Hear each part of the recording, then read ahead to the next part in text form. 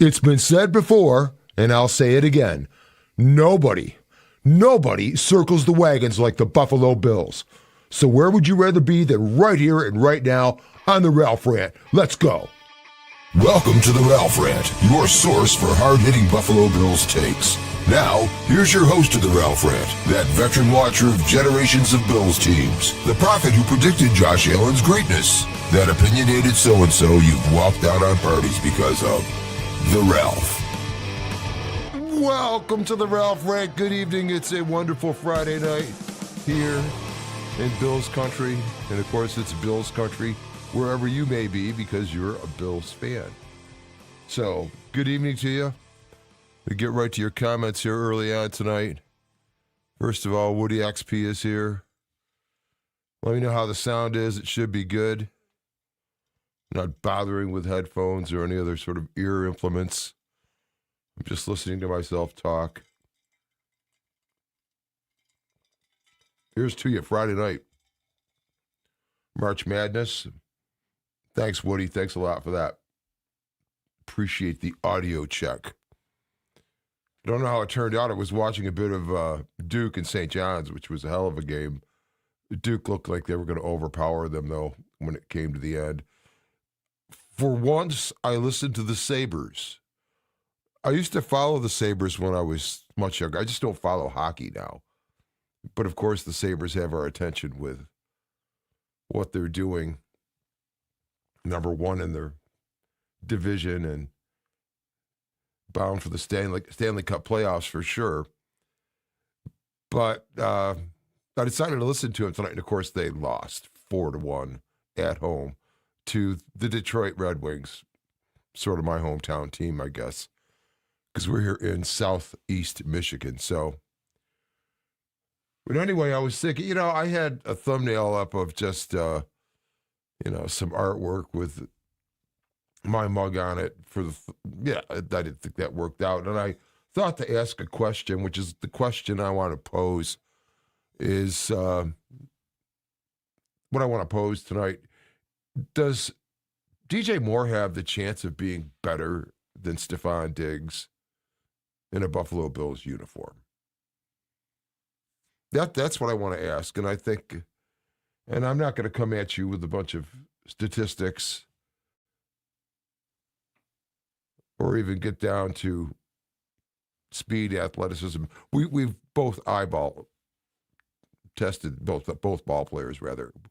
They've had the eyeball test. So we know what we're getting. But DJ Moore, to me, presents some things that Stefon Diggs didn't have. But moreover, and maybe an overriding theme of this show is going to be the fact that DJ Moore is just one of many of guys that are being brought in by this staff and this administration.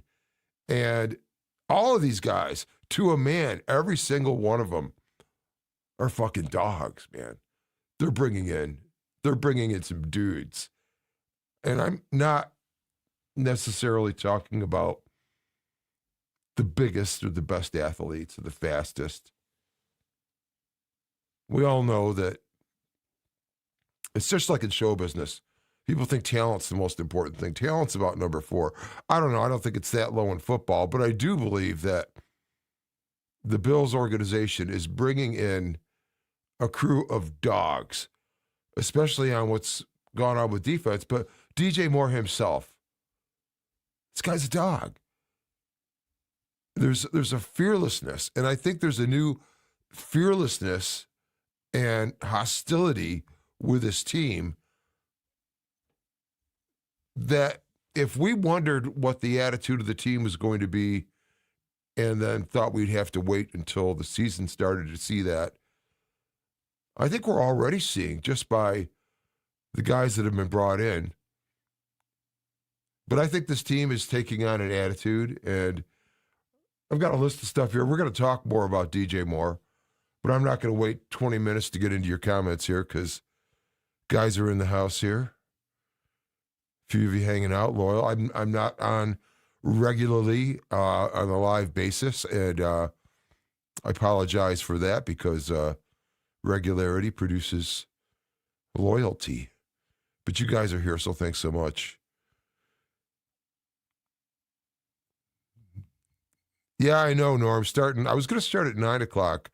This is late for me. Norm, the Bills fan, is here with Woody. And change is good. We need a change from Norm. And then Woody indicates DJ Moore will be better.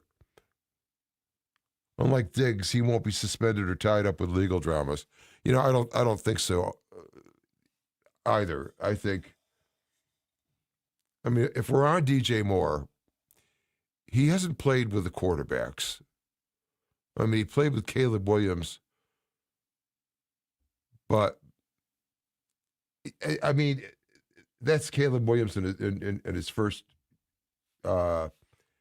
year or whatever with Ben Johnson, I think it was, and then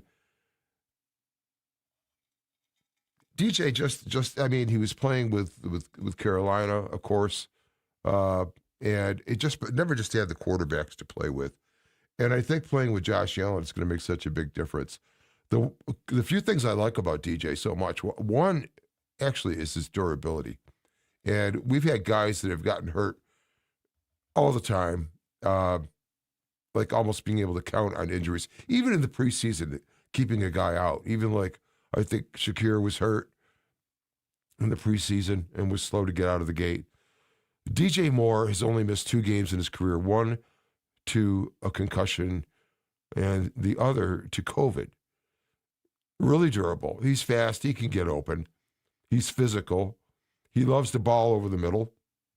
He plays at any level of the field. He'll line up anywhere in the field. We've seen him anywhere from the back to the slot, the tight and wide. He's got great hands, and the one thing he has that is really a rarity that isn't even measured because you don't see it that much has got to be what some people call late hands, but I call them last-minute hands, where his hands are deployed to catch a ball at the very last instant, exactly when they need to be in order to make the catch. He doesn't have his hands out early when the ball is still maybe several yards, still upfield on its way to him. But by doing that, defenders don't know that a ball is coming if he's not doing this. Stephon Diggs in the AFC Championship game at home versus the Chiefs, I mean, if he doesn't telegraph that catch coming over his shoulder, maybe he catches that ball and it isn't broken up, though it was right there. But DJ Moore catches great balls, but he does not telegraph that the ball is coming. It's really quite amazing. I don't know, it's some kind of skill. I'm sure maybe he taught himself, who knows, but it's fascinating. I also think Moore will be, he's just more of a dog than Diggs also, which this is the dog mentality that this team has now, I believe. When we look at the signings, DJ Moore, D. Alford is a slot corner with Atlanta. He intercepted Josh Allen on the Monday night fiasco when the Bills lost to Atlanta. D. Alford's a dog. He's a ball hawk. He's tough, likes to tackle. We're talking about mean guys that demonstrate hostility on the defense as opposed to having a protective nature, which I think our past defenses had, and I'll get to that. Bradley Chubb. I mean, talk about a dog, man. I mean, yes, he was hurt, but quite frankly, we got Bradley here, I think, yeah. That's going to come through. That might not come through over there. I got Bradley Chubb's picture, even in Bill's gear up there. But Bradley Chubb, yeah, he had the knee injury in 23. I think he was out most of 24 maybe, but he played last year nonetheless and had a good year, had some sacks. I think, we see guys have this sort of comeback year before they really get back to form. It seems to take that long. Well, that comeback year was spent playing with Miami. I think Chubb's going to be a monster. And Chubb, again, is another, he's a dog. I mean, listen to him talk. I have the interview someplace, but he's basically saying, well, something about, I forget what he said before this, but he referred to wanting the defense to also attack and make things happen in the game rather than just being the complementary thing to get the football back into Josh Allen's hands. He wants the defense to be an entity in itself of the Bills, which sounds fascinating, of course, to me, because if you have both squads playing with that kind of aggression and hostility and doing it well. And then, of course, there's C.J. Gardner-Johnson. He probably is the signing that said it for me the most. Talk about a dog. He's a good safety. And you can find fault with everyone's game, but I think all of these guys, and all of them, especially him and then Geno Stone, too, Cincinnati, who all of these guys seem to have gotten some sort of play on Josh Allen. Geno Stone, D. Alford, Chubb probably hit him. But you got a defensive backfield now that's aggressive, and I've been trying to make a point that under McDermott and the defense he created, which was great, and it was great because Hyde and Poyer were in the back end of it. Nothing got behind them. They always kept the plays in front of them. I mean, they were aggressive, good tacklers. They got it done. They were great, great ball players. But the style of defense was kind of, to protect the back end and prevent the explosive play. It's sort of opposite from an attacking defense.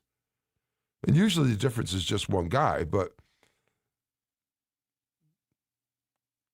to me, it seems though Jim Leonhard is going to be creating this aggressive, hostile defense. We haven't seen a lick of it yet, but we've seen the guys he's bringing in to play in it. And to me, that says an awful lot. C.J. Gardner-Johnson. This is a dog, man. I mean, these guys are going to be mean. I don't think we will have seen a Bills defense like this. And then, and as far as some of the other guys go, I mean, DeMar Hamlin was just signed to come back for a year. But I definitely, how should I put this? It's like you don't really know something hurts until you get rid of it. I mean, some stupid example like sunglasses that are too tight that after a while they're like, oh, fuck, these things hurt behind my ears. And you take them off and it's like, oh, great. You didn't even realize it was hurting. And that pain, I wonder, of McDermott, the weight of him over who was selected and how things were run, and especially how this defense, which to me, his defense was not aggressive. It was cautious. It lacked attitude. It's getting all over the place here, but I see the weight of McDermott off. And I mean, the biggest thing is the change, because it's like I'm saying, when you get rid of that weight, it's almost like you didn't really realize it was there until it's gone. And then it's gone and you're starting to see, oh, wow, what this defense could possibly be like. Hit a couple of your comments here.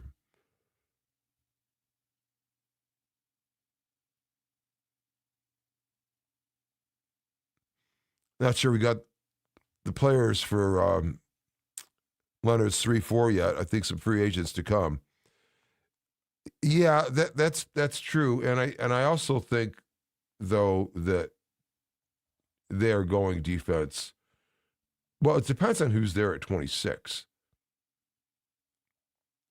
But if they can get the, for example, it was Caden McDonald, the defensive tackle,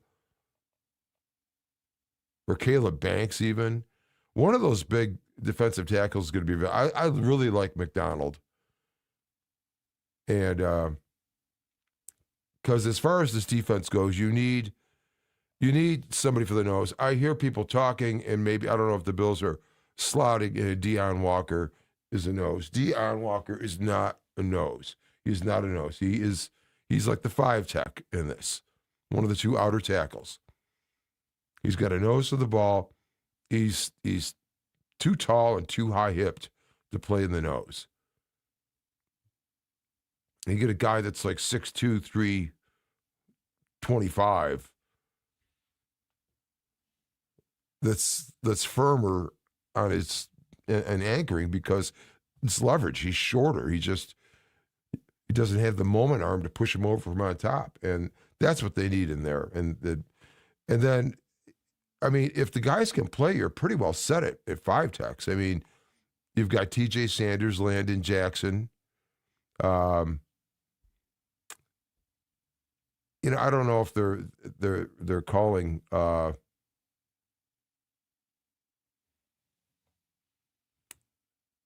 Dwayne Carter, a nose tackler, and Dwayne will be back. That's not really his gig either, but that's what they were aiming him towards for a time, where the Bills actually when he got hurt. And then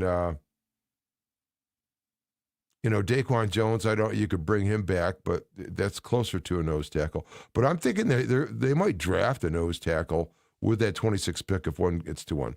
Because, like I said, you've got, the 5 techs to work with. They're kind of young. Ed Oliver, of course. Ed really wouldn't be a nose either. He'd be more 5 tech in this. So you have Ed, T.J. Sanders, Landon Jackson, Fedarian Mathis. I don't know if they slot him for nose or not. And then the interesting change comes when we talk about defensive ends. Of course, we had last season Rousseau, Bosa, Epinesa, Javon Solomon. And truthfully, those guys, and when Landon Jackson, for that matter, and certainly those guys were a mix, I think, of both defensive ends and this new player that is introduced in this 3-4 scheme, which is the outside linebacker, or edge rusher is the name as it's gotten to. But I believe that we had a mix of them. Javon Solomon would seem to be more an edge player. Landon Jackson more like the 5 tech. He'd probably be inside. Andre Jones, I think the Bills have, or I think is an edge player. I don't know as much about him, but Greg Rousseau is going to no longer be what we call the defensive end in McDermott's 4-3 scheme. He will be also an outside rush linebacker, stand-up linebacker. And this is what I like about this 3-4 scheme, because the Bills, with Sean McDermott's defense, never seemed to be able to generate a pass rush, as we know. And they were always trying to come with 4, but occasionally would try to bring 5, blitz more towards the end of the season.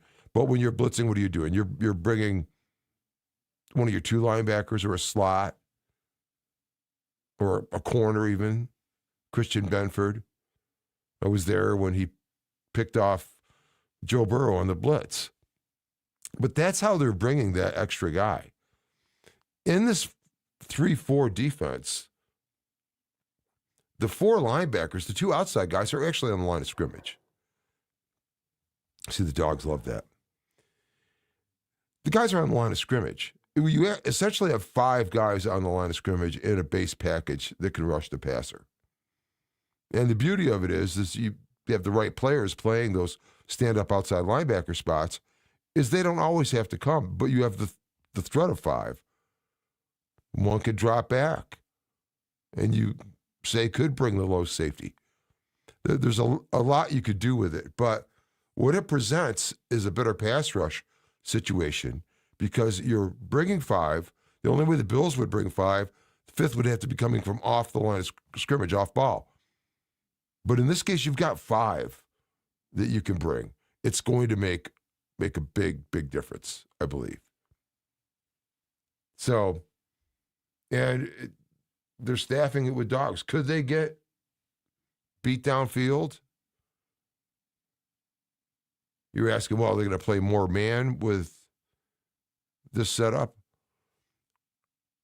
Man is becoming a really indistinct term almost anymore. There are pure man coverage defenses, but most often it is like a zone match principle the teams are playing. Because you're covering a guy, but it's based on where guys are going as to who you're going to cover. The way McDermott did it was extremely complex, which is why guys had a hard time getting on the field. I don't think that's going to be the case with Jim Leonhard. Jim Leonhard's system is not as complex, and I think it relies more and encourages more guys that are dogs to just go out and play aggressively. And we have no idea how a Greg Rousseau or even a TJ Sanders, any of the guys on the defensive line could possibly play in a situation like this where you could be more aggressive. Michael Hoyt, when he's back into this defense is perfect for him.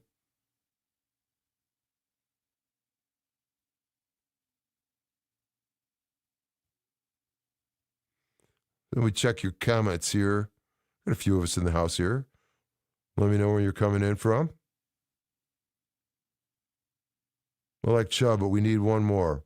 It's too early to rank the AFC team's likelihood of success. The Dolphins are in a shambles. The Patriots are a one-trick pony.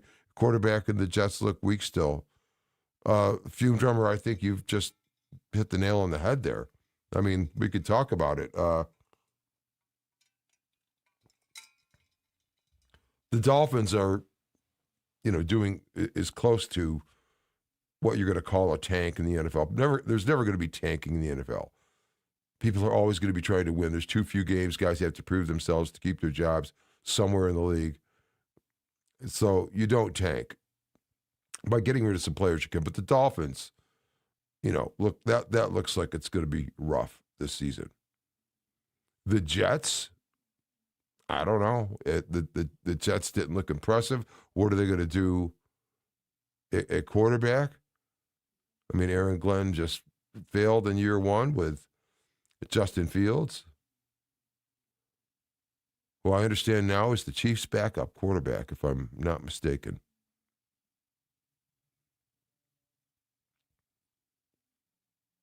So the Jets, hard to say, but I don't really think much of them. And the Patriots, and I've said this already a few times, will be this past season's version of the Commanders. The Commanders having come off an appearance in the AFC Championship game against Philadelphia and losing big, and then coming out last season, and flopping. I do not think much of Drake May. I am sorry. The Patriots played a 325 adjusted schedule last season. I mean, I predicted the Bills to go in and beat them and break the winning streak, and they did. They hadn't played anybody. And now people say, well, the Bills were part of that winning streak. Well, let's remember that Sunday night game where the Bills lost to the Patriots in Orchard Park was the night of McGlasses. It was the night of those ugly, ugly rivalry uniforms that at night the lights were shining off the numbers. I couldn't tell which tight end was which, 85, 86, 88. You know, it was, and McDermott, just overall, that attitude on the sideline, which I talked about ad nauseum last season. There's just no energy on the Bills' sideline. You never see McDermott with the players huddled around talking to him. When did you ever see McDermott talking to any of his guys on the sideline? Ever.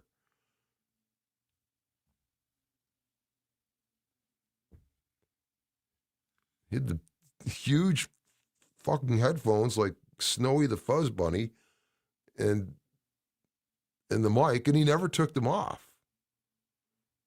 They were big. They were probably heavy. They looked expensive. That's why he probably never threw them. But the Patriots, to finish your question, and Fume Number, thank you very, very much. Boy, I'd sure like to get to that new stadium. We'll get to that. But I think that's what it is. I think it's Bills, Patriots, Jets, Dolphins, if you had to rank them.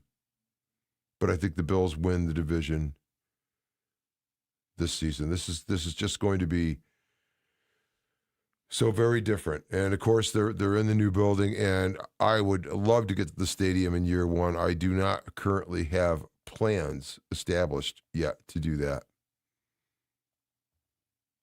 They're getting closer, a little behind, actually, I guess. They were wanting to hand off June 1st, I guess, and they're not going to make June 1st.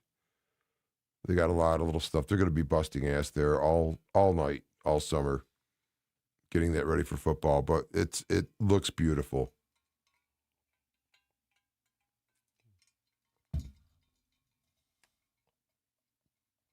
Oh, fuck. But yeah, the noise in the stadium is going to be something to behold. I've got a whole episode I'm doing on it, but and it's funny, I'll have to, geez, I should find this video. This is pretty good, actually. Oh, I'd have to upload it into that. It won't work. It's going to be an event I've got coming up, but the one Bills guy saying, Bills Mafia was already allowed, and now it's going to be like putting them on steroids. Because, essentially what's going on with the stadium is that the reflector panels are going to make it so loud down in the field, because that canopy that ends up covering 64% of the crowd, its underside is it's like shiny metal. Ribbed shiny metal. It's really, really reflective. You see, the thing is with the reflectivity in stadiums that, and if you've been to the Ralph, if you've been to a game there, it's huge. I mean, they had 80,020 seats there when they started. And then, of course, some of that was converted into suites and so forth. But the stadium was flayed out, wide and flatter. And really, there's no reflective surfaces. And people will say, well, it does reflect some. Yes, it does inside the stadium. In fact, when the stadium was empty during the playoffs, when the Bills could play the Ravens there, and 6,700 people were there, and they were banging on the benches, if you recall. And it was louder than hell in the stadium. And why? Because it was empty. And all that sound was bouncing off stadium, concrete, the seats, and so forth. When it's full of people, warm, soft people with, coats and so forth, that just absorbs the sound. Fume drummer, you've been in a band, you know that. How rooms sound with people in them versus not. A lot of people wanted a dome, but the problem with a dome, especially for this subject, is the fact that a dome, when you've covered the stadium, now the waves don't have the energy doesn't have a chance to escape out anywhere. and it's bouncing off the ceiling. And if you left that ceiling reflective, it would become such a muddy din of jumbled noise, you wouldn't be able to hear anything. You'd actually get a standing wave start to set up somewhere in the middle and you'd hear different things at different places, if you could hear it all. That's why you have sound absorbing material on the inside roofs of dome stadiums. I got pictures of Ford Field. There, go look at it. They've got blankets just like hanging from the ceiling. I mean, it's all dried out like a recording studio like this. Because you can't have any reverberation. But at the new Bills Stadium, that canopy that's covering like the outer bowl and is like aimed like this back down at the field, I calculated it's about 350,000 square feet of metal all the way around.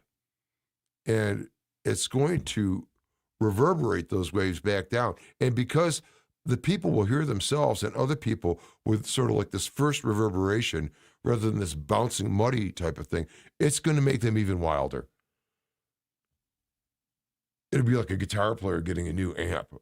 Like, wow, I never knew I could sound like this, right? And this is what's going to happen with the crowd at this stadium, with its design and how the sound. I mean, you hear two things when you're at any stadium in terms of crowd. You hear either what's coming out of everyone's mouth or the reflection off of something that came out of their mouth, reflecting off the ceiling, wall, whatever it may be. That's what we hear. And this reflection portion of it doesn't really exist in the existing Ralph or the old, defunct Ralph now. Because when it's full, there's nothing to bounce off of. Everything just escapes. But in this place, it's really going to be something. I think they've really designed it. But that was a long answer. Let's get back to this stuff here.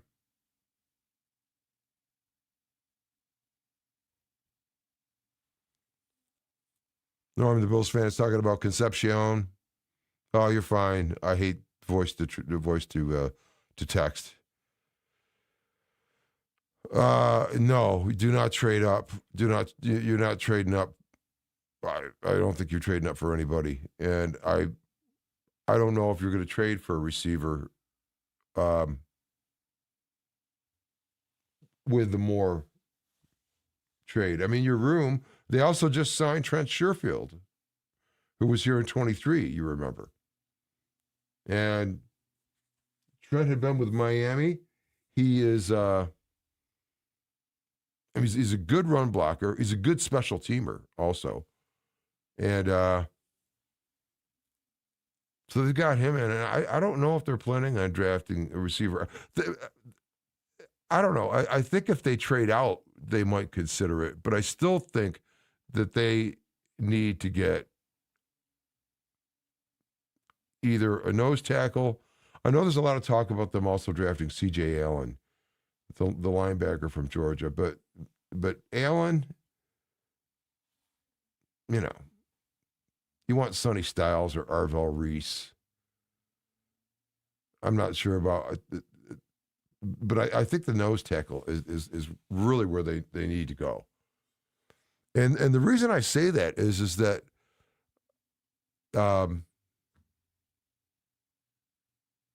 we got to get that up there. Sorry, Fume Drummer, I never got.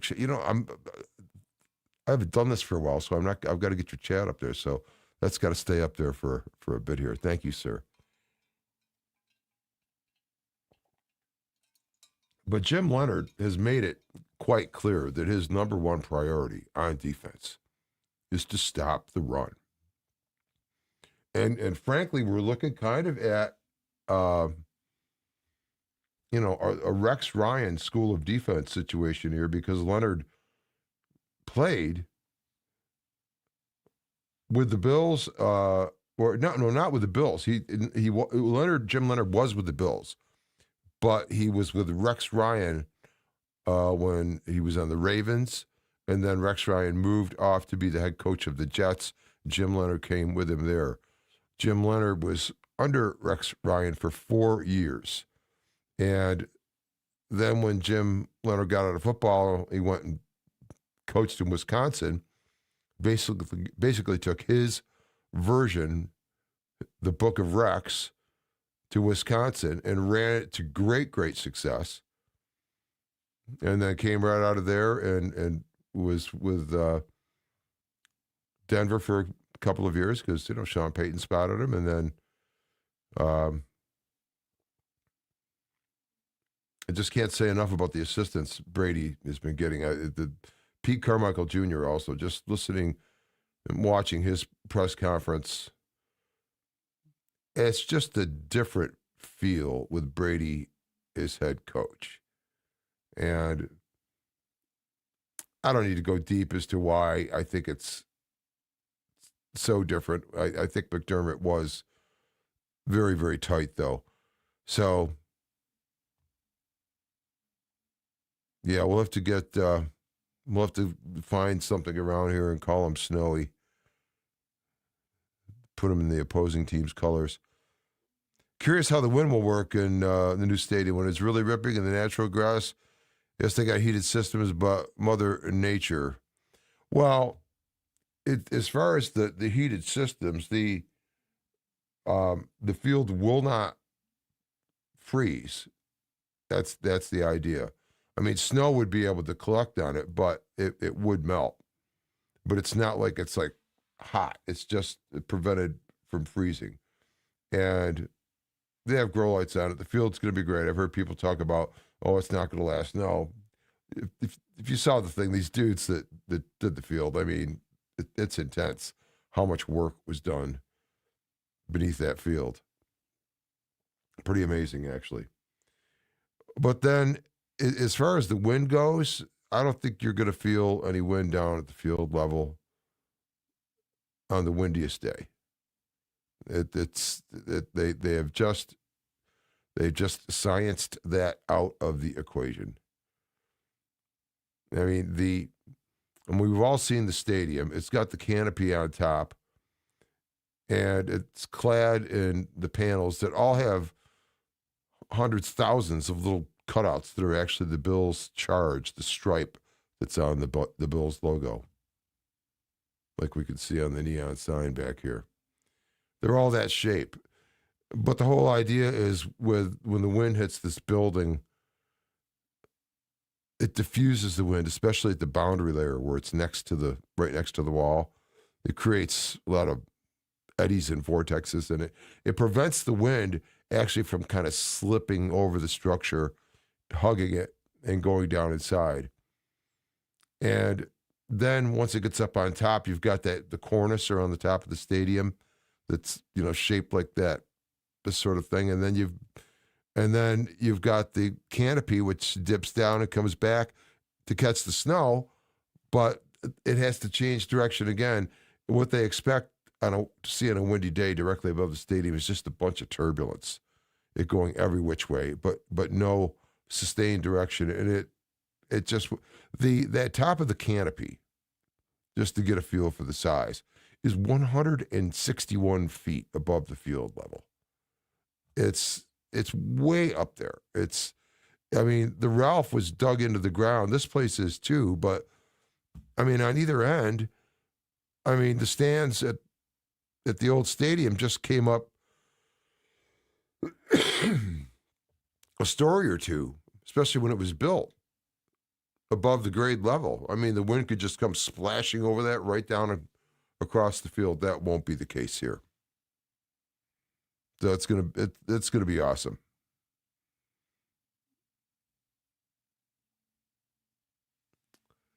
What's your first draft pick? Well, it depends on who's there. I'm because of the fact that, and the Bills might have a chance here. It's been proposed by a couple of people at 26, because the Cardinals are picking I think 28th or something like that due to trade. So if you're watching the draft and you want to really zero in on what's important for the Bills, we know that Mendoza is going to go number 1 to the Raiders. That's a foregone conclusion. Then there will be a run on, there's the edge players. There's Bain and Arvell Reese, Sonny Styles. Jeremiah Love is probably going to go early, the running back. But you probably won't see any more quarterbacks taken for some time. And then some wide receivers will go. I think what might not go early are interior defensive line, which the Bills really need. And they might even have a chance with a guy they might want, like McDonald, like I mentioned earlier from Ohio State. I mean, if you get him, it's like Joe Marino said, you run to the podium with that choice at 26. But if he's not there, or if you got a couple of guys you like at that spot, like Caleb Banks, is a possibility, and then Grayson, I forget his last name. I watched the highlights of these guys, but if they might want one of those that they could pick up early in the second round. So this business with that picking at 26, if no quarterback goes and it comes to 26, and you've got the Cardinals there wanting to jump whomever to take a shot at Ty Simpson, the quarterback from Alabama, and trade with Buffalo, and then I think Buffalo would go down and get the 34th pick. Very similar to what happened in the draft where they got Coleman, with the 33rd. But the Bills would go down to the 34th pick and then get maybe, a third rounder or another third rounder, something of that nature. But I would see the Bills trying to get this big interior defensive line anchor, which is an important piece for this 3-4, this odd front thing. Thank you, Norm. Tony Morg. Hey, let's go, Bills. Let's get caught up in your comments. Thanks for hanging out, guys. Got a few guys in the house now. A couple of guys over on X also. The new stadium will give the Bills many new advantages. The grass field will mitigate injuries. The heated surface will provide a faster track in snowy weather, and the wind will be a lesser factor. Yeah, I don't think there's going to be any wind in it. If it snows hard there, they'll get snow building up in the field. But the field is heated. It's not going to just, crunch into ice like it did on December 7th last year. And, I think, definitely the Bills' turf, as turf goes, was better for not grabbing rather than that split, whatever it is, crap that they had at the Meadowlands. But the much bigger thing is just the overall give of the surface. Because I was able to walk on the playing surface after that Cincinnati game in all that snow. It was pretty crunched up and frozen where it wasn't getting constantly blown to clear the sidelines. And, of course, it was getting colder. This was an hour after the game. And so it was getting crunchier, probably crunchier than it was, but, geez, I don't know how much. And that would have been tough to play on. And I think this field will actually take care of that somewhat. So, James, thanks for being in the house. Not sure Mendoza number 1. He's like a robot, no creativity. Well, we'll see. Yeah, I mean, who in the hell was it? Dan Orlovsky likes Ty Simpson a lot more than Mendoza. Difficult to say. The coaching has to play such a big role in it to me. There has to be, it's such a factor of where a guy goes and the confidence building that's necessary to play this position it's ruined so many good quarterbacks. And I think that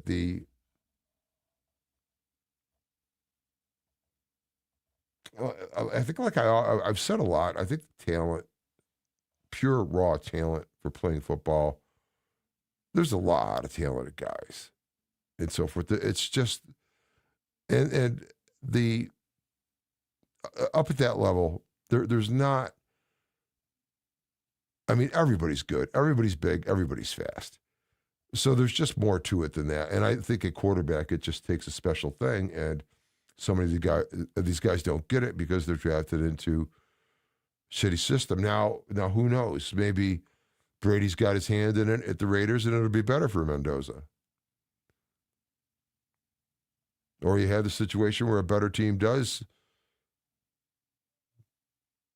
come up and get a quarterback like the Bills did with Josh Allen.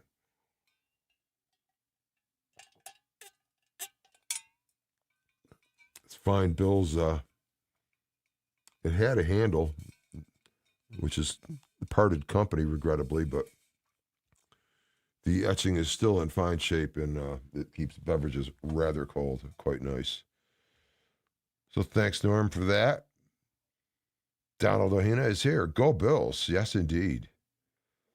The noise level will be over the top intimidating. The place will be a house of horrors for all visiting teams. Yes, it will. I really think it is. I think it is.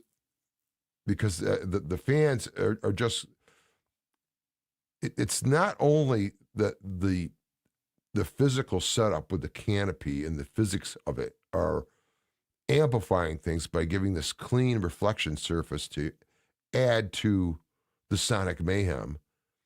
It's not just the physics of it. It's the fact that the fans in the stands are going to hear and feel this, and it's going to inspire them to ever more. It's like, oh, wow, we could sound like this now, like I was saying with the guitar example before.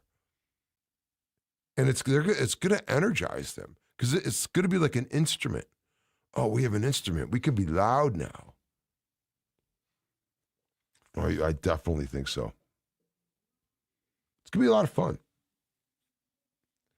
A lot of fun. It's a shame that the Bills are playing the 9 away games and 8 home games for the first year in the building.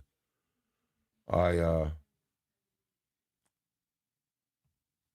don't know if the NFL will even consider it. They're still working the stadium. I wonder if the NFL actually ends up putting the Bills on the road to start the season. And I would really, really prefer they put the Bills on the road to start the season. I love the idea of getting that extra away game out of the way. Because if you go on it first, then it's not like you were suffering some sort of rest disadvantage to an opponent because it's an away game later in the season where you have to travel to that. Well, first game of the season doesn't matter, really, because it's the first game and there's nothing before it. So it would really be preferable if the Bills started the season with an away game. Who knows? Maybe at the Patriots. Wouldn't that be something? But yes, I believe it's going to be an awesome building, that's for sure.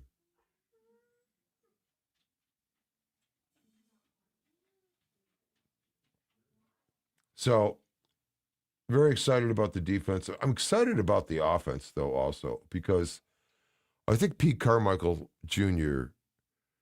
is bringing something to this. And I think he actually is. They're not changing Brady's offense, but I believe it's being modified and redone somewhat by Pete Carmichael. And you would say, well, you think so? But this Joe Brady, he was the offensive coordinator. Now he's the head coach. Wouldn't he simply just be wanting to come in and and get his offense installed? No, he's not the offensive coordinator. And this is what I've liked about Brady so much so far in this spot. He is definitely become the head coach, and it's a version of a Buffalo Bills head coach that we had not really seen. He's a true CEO. All of his staff works for him. He trusts them. He's not micromanaging them. They're getting their work done. They're getting the players that they're asking for. And you can tell with the guys that they're bringing in so far, they've been really, really intentional about this, about the attitude that these guys have. They're dogs. I mean, you want the defense to pair with Josh Allen in this offense, which we'll get to, I alluded to as I did a moment ago, but to pair with that Josh Allen offense, a nasty, aggressive defense dripping with hostility. Just the whole mental thing, the intimidation thing of playing the Buffalo Bills would become a thing. And I do think this is what we're going to see out of this defense because, like I said, with the offense, really there's not a lot changed, but there's a ton that's changed. Not a lot. Well, Knox resigned. Connor McGovern resigned, extended, both of them as it were. You know, David Edwards signed with the Saints. Unbelievable contract. But, and people are worried about losing David Edwards. You know, remember David Edwards, when he came here, he was also kind of an unknown, was sort of an interesting path in the NFL. So the Bills have just brought in center Lloyd Cushenberry. Who? Broncos and Titans. And Austin Corbett. Who? Rams and Panthers. These are both, you know, you're 6'4", 315. Cushenberry's a center. Have that as your backup. Should free up Alec Anderson, perhaps. Since you've lost Ryan Vandermark, neither of these guys are a tackle, but I think Corbett has actually played in different spots. But the Bills might find another gem there in the offensive line. And then, of course, you've added DJ Moore. I still think the Bills need to add a burner receiver. I mean, what I'd love to see them if they could get like Caden McDonald as nose tackler with their one, and then in the third find a fast receiver that could open up the back end. DJ Moore can do that, but you don't want to have DJ Moore for doing that. You want there to be another threat down there so DJ Moore works more in the intermediate areas of the field. Because I think what's going to happen with this offense is you're going to have, you essentially have more of the Sean Payton tree in here now with Pete Carmichael and Joe Brady.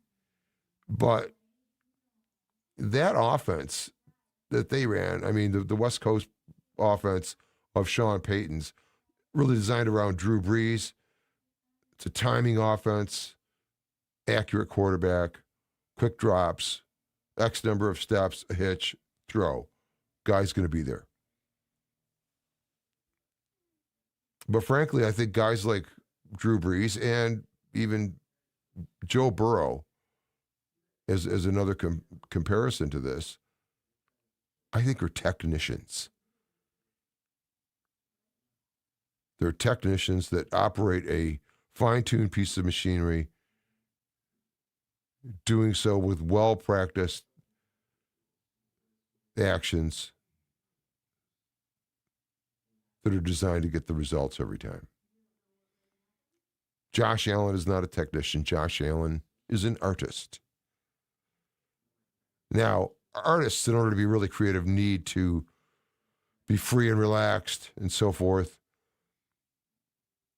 He'd have a muse. Allen used to have a muse. It was Cole Beasley. You can call them layups. Josh Allen had available to him layups on every single offensive play nearly when Cole Beasley was on the field. And I think this is the thing that's going to be created. I think he's going to have a bigger canvas. You got 5 eligibles on every play. Well, look at this. We've got a large dog in the building here. How about that? You got 5 eligibles. You got 5 guys on a basketball floor. If you change one, that team can change dramatically. Just think of the change DJ Moore makes, and then think of the change of getting some speed there. And then, of course, you've got like guys like, Shavers, who will be back. Gabe I wouldn't count on Gabe for this year, although Gabe's still young. So, and I like guys like that too. But the Bills, they've got DJ Moore. They need a burner to open up the back end. I'd like to see them maybe find that in the 4th round. They don't have a 3rd round pick right now, unless they're able to trade back from 26, still get somebody like a Caden McDonald for their nose tackle, and then have another pick at perhaps a receiver. They also, though, are in big need of off-ball linebackers. I mean, right now you've got Terrell Bernard, Joe Andreessen. I mean, Shaq Thompson isn't signed with them anymore. And Dorian Williams, of course. Of course, Matt Milano's gone. So that's another, position of need on that defense. And that defense might take a year to get staffed the way he really wants it. But we do have to say that they're taking some big swings already at getting it to where they want. They've got some dogs.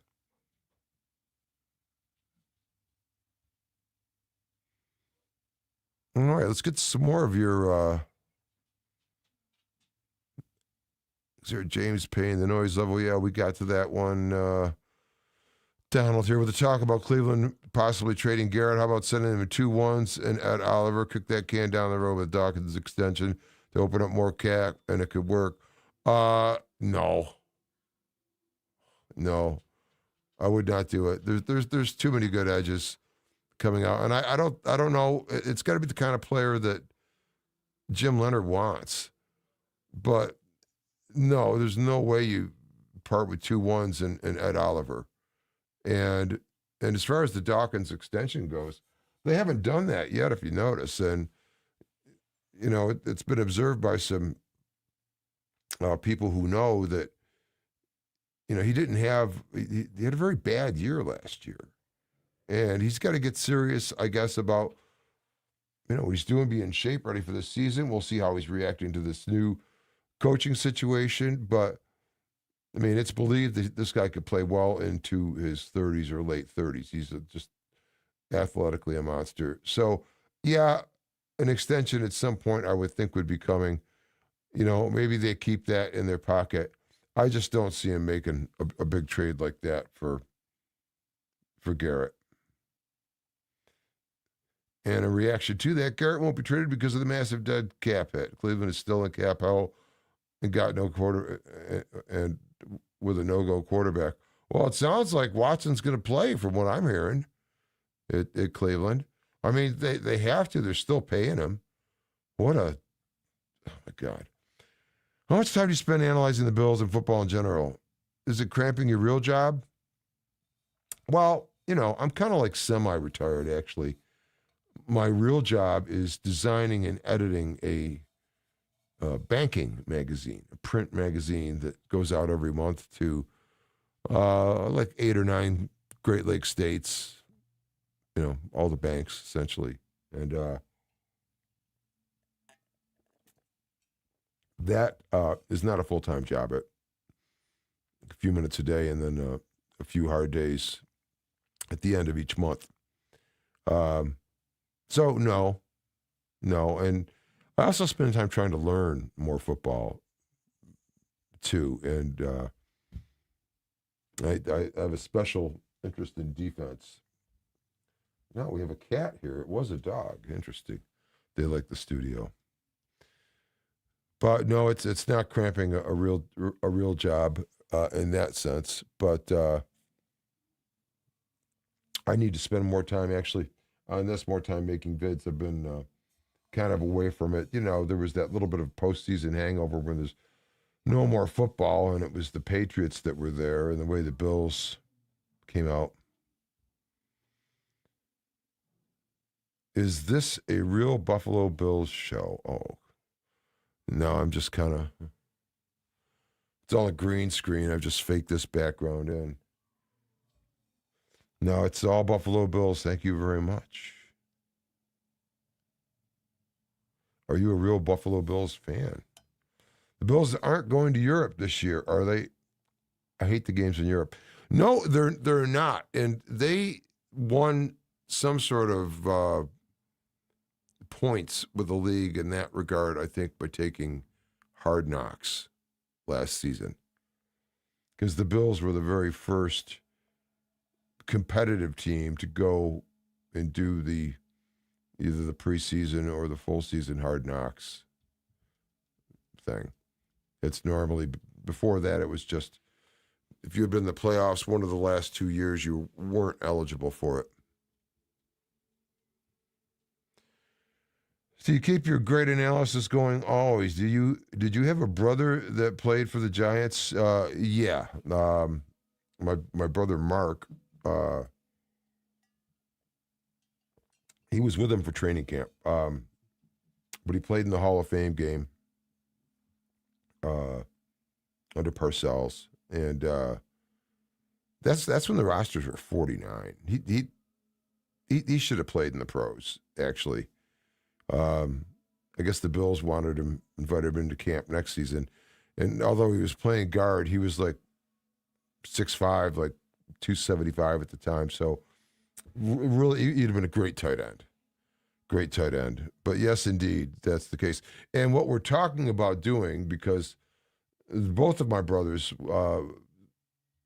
played together at Canisius College, playing guard and tackle, and both are knowledgeable football guys, and we are in the process of discussing coming up with a panel show of the three of us just talking about stuff and giving each other shit and telling stories and so forth and so on. So that's in the works.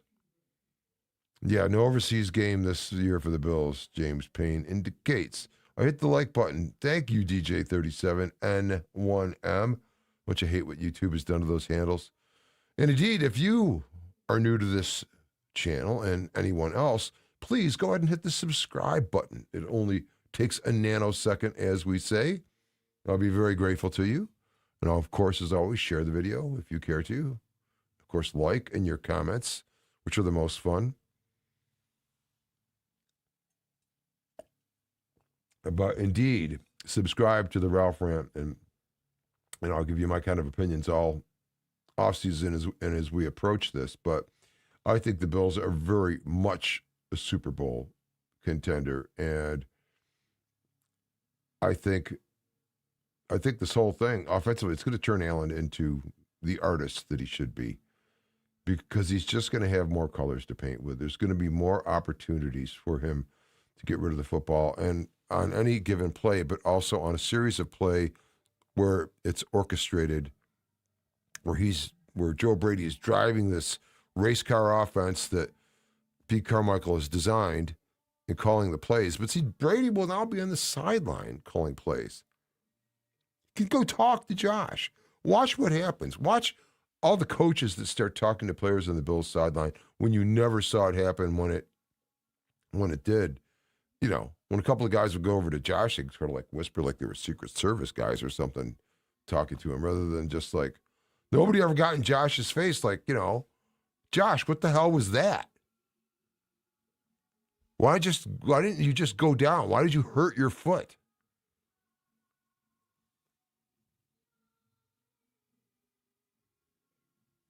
DJ37 asks, who am I? I am the Ralph. And this is the Ralph Rant. And it's been about an hour and 8 here. Got a few here, there's 17 on YouTube. We got a couple of viewers over on X. Thanks very much. Great to have everybody aboard for the off season on a Friday night. Again, here's to you. Hopefully you got your favorite beverage in front of you, or perhaps you're also engaging in whatever manner of organic refreshment may be available to you in your particular state.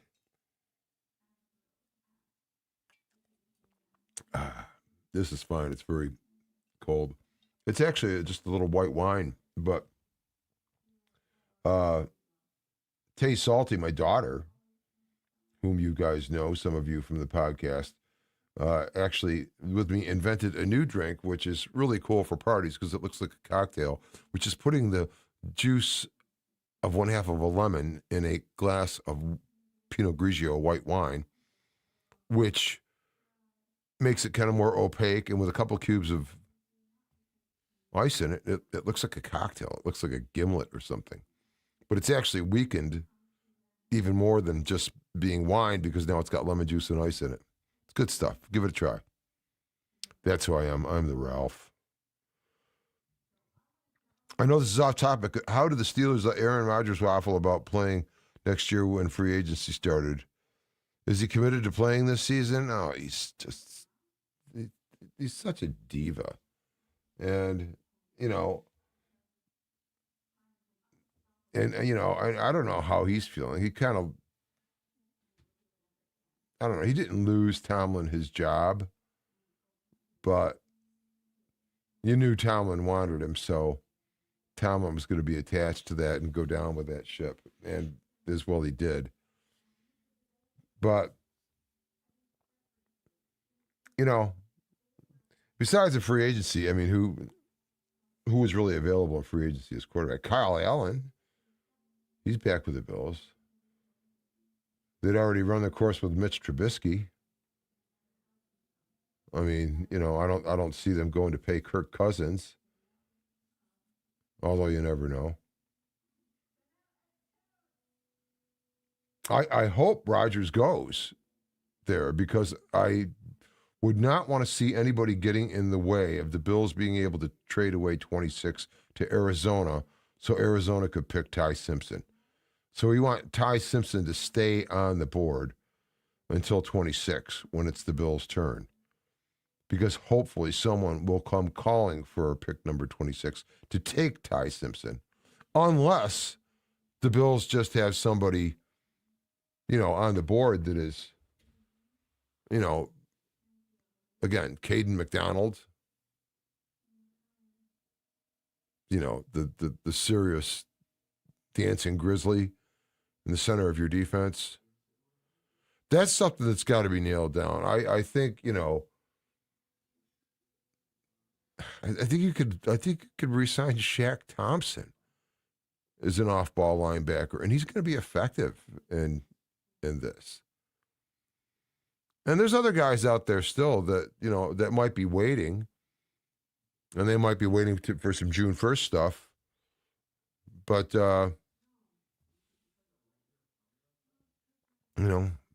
Jadeveon Clowney, still out there. Of course, Joey Bosa. Who will win the AFC East this year? The Buffalo Bills. For sure, the Bills. Who's the Bills' toughest AFC team to beat to get to the Super Bowl? It's a good question, actually. I think the Chiefs they're in more doo-doo than just the Mahomes injury. Let's remember, Mahomes had been having, he wasn't great. And for quite some time, he wasn't great before that injury. Let us not forget. And I don't know if he's trying to come back at the beginning of the season, but, I mean, the dude might be played. And it might be tough. We don't know. Maybe he does. And, I mean, they re-signed Kelsey for another 3 years. They're just trying to keep the band together, hanging on to the good old days. I don't think so.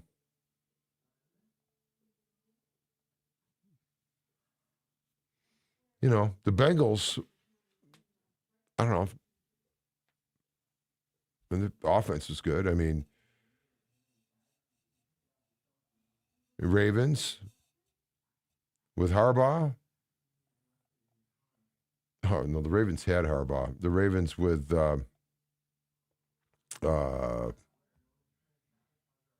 escapes me now.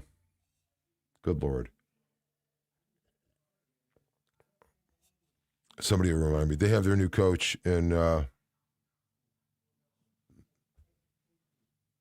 it's going to be. We'll see. I mean, and what's going on with Lamar Jackson?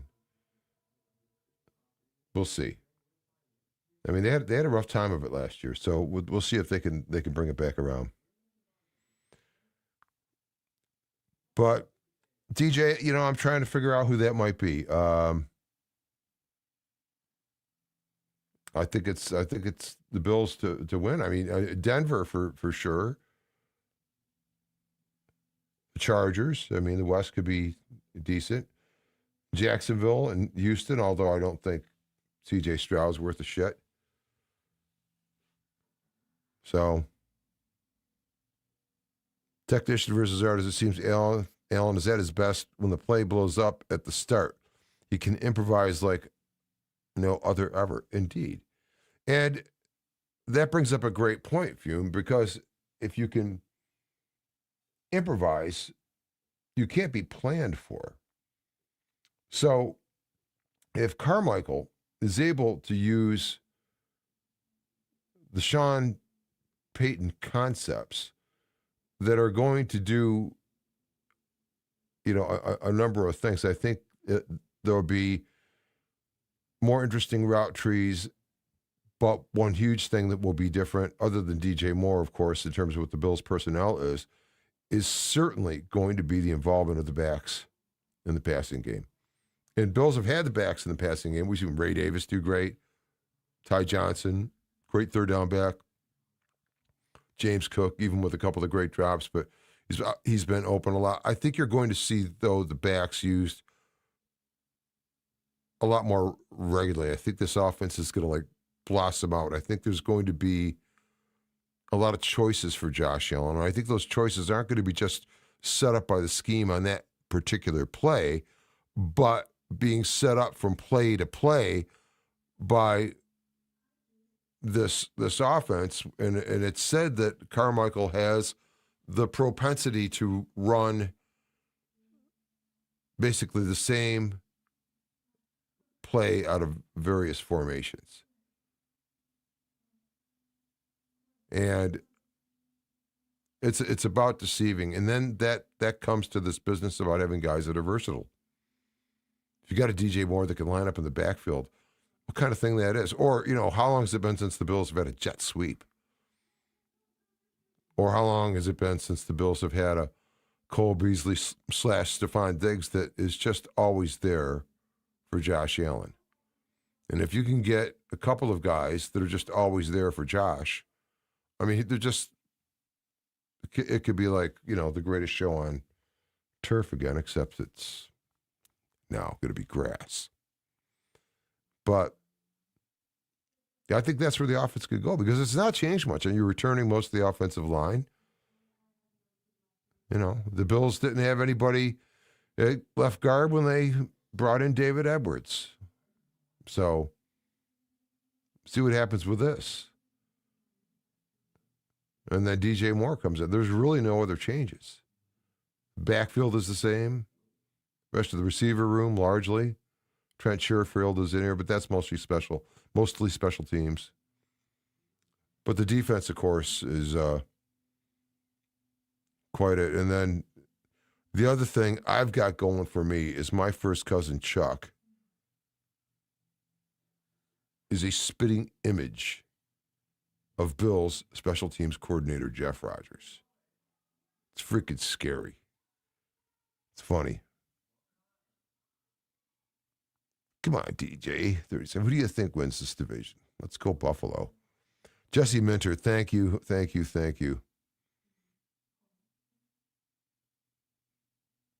I should know. I've got my brother Scott is actually in Baltimore. He was kind of right in the neighborhood of some of those guys. He was near Harbaugh, I guess. Jesse Minter, yes, thank you. Baltimore Onville, that's pretty funny. West Seneca, expat.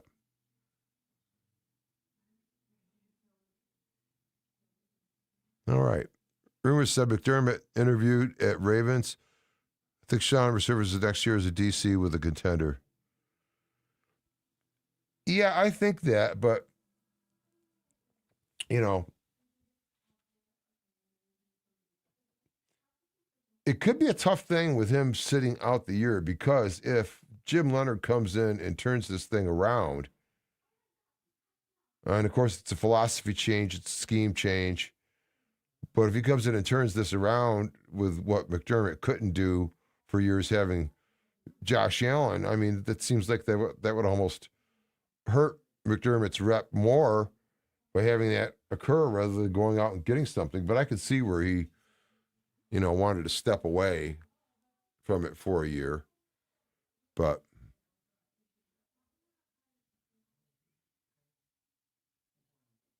at what position should the Bills use their first draft choice in this year's pick?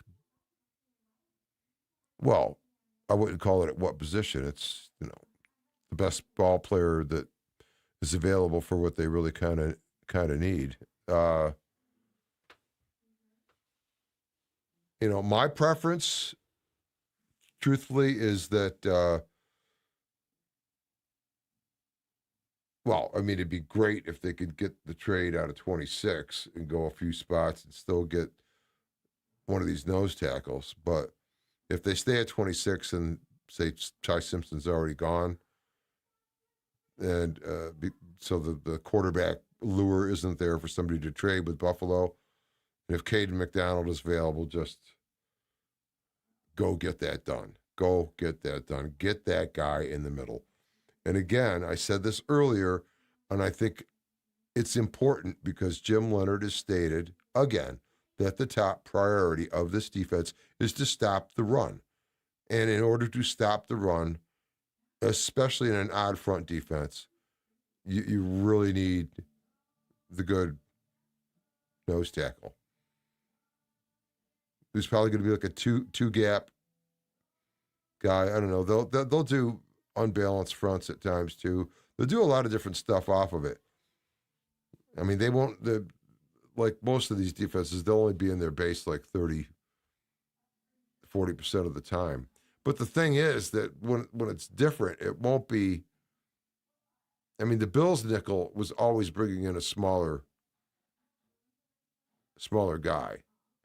And I think the same thing is going to apply to defense, where they're going to be able to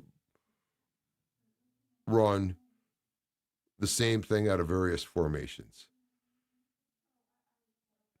and have versatile ends that can go out and cover a short zone. I mean, and it can be done. And I think that, Jim Leonhard is I think he's brilliant. And I think this is going to be really something. We'll see how it gets started, and we'll see what he can do with the personnel he can get for it the first go around. But I think they'll take a pretty good stab at it.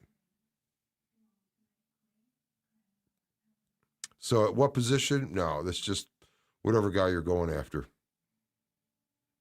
and wherever you can get him. McDermott's defense sucked in the playoffs, giving up 30-plus points in each of the games lost.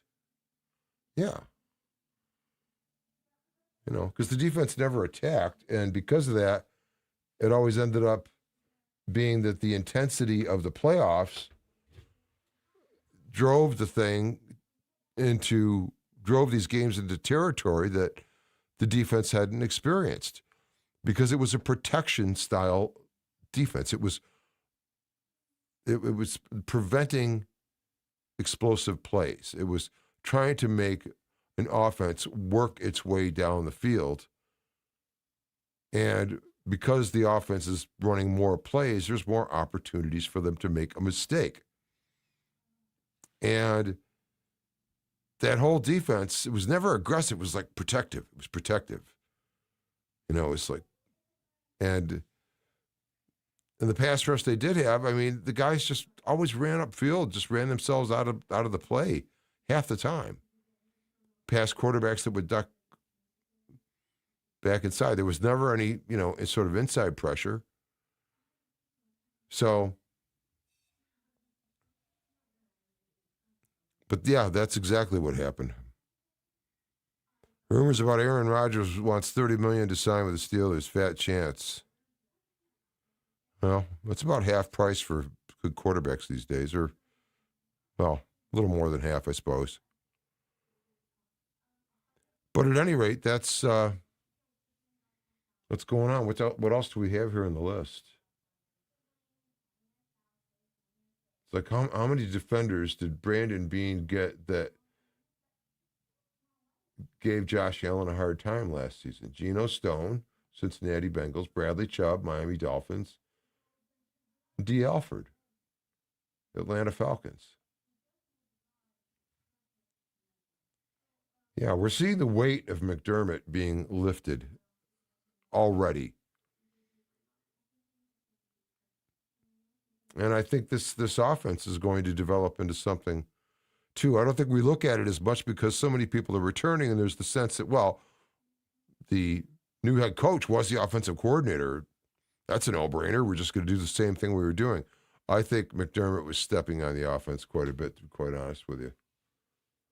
Especially so after he made the cute comment after the fumble to Dawson Knox when they were wearing those shitty uniforms on Sunday night versus the Patriots.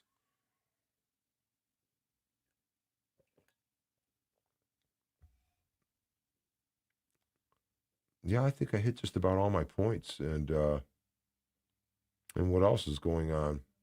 I think the Sabres ended up losing tonight, but they're playoff bound, which sounds good. Well,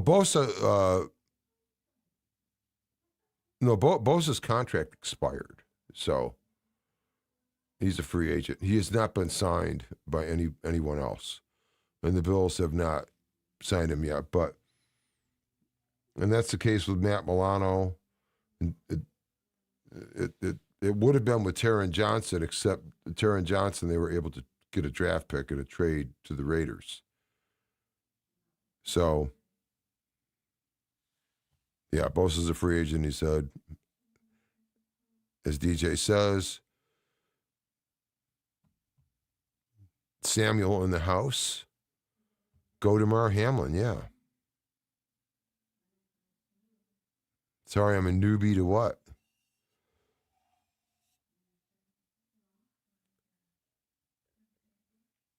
I've been hanging out for a while here. It's Friday night. Hopefully you've got your favorite refreshment along here.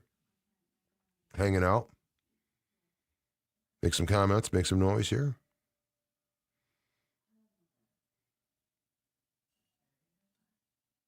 Perhaps you have your organic refreshment of choice, as I mentioned earlier, depending on what state you reside in.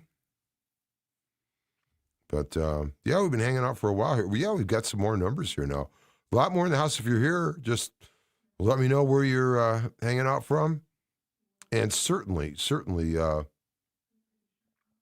hit the subscribe button. Become part of the Ralph Rant.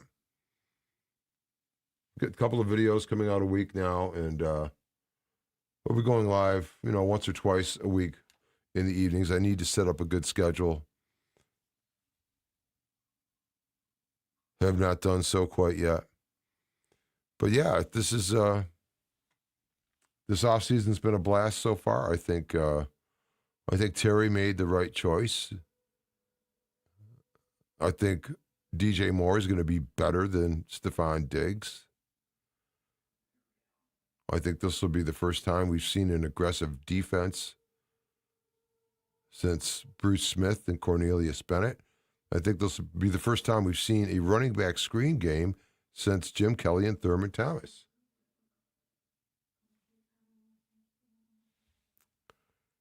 We shall see. All right, we've got some stuff coming in here. Lake George. All right, Samuel. Good part of the state. A lot of snow in the winter, I understand there. Lake George, yeah. I'm originally from Western New York, right up on Lake Ontario, about 20 miles east of Niagara Falls. So, I am a Bills fan native, although do not reside in the area. Although, if things had been different, and I'd have probably been a season ticket holder, and I probably would have ended up in getting a couple of chairs in the new building. Ronnie Delden is in the house. Very cool. It's getting late, 11:29. Yeah, man.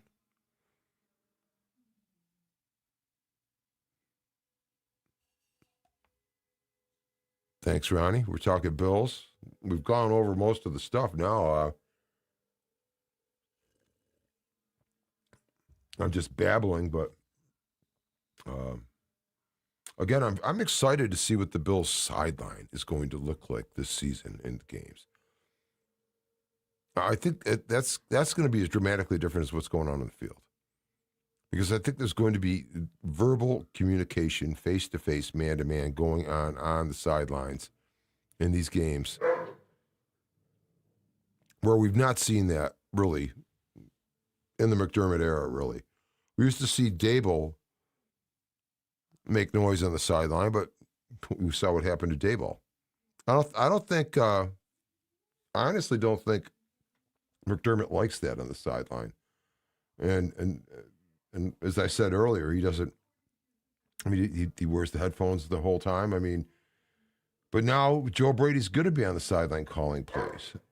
It's good, you know. Most offensive coordinators are in the booth, and Pete Carmichael Jr.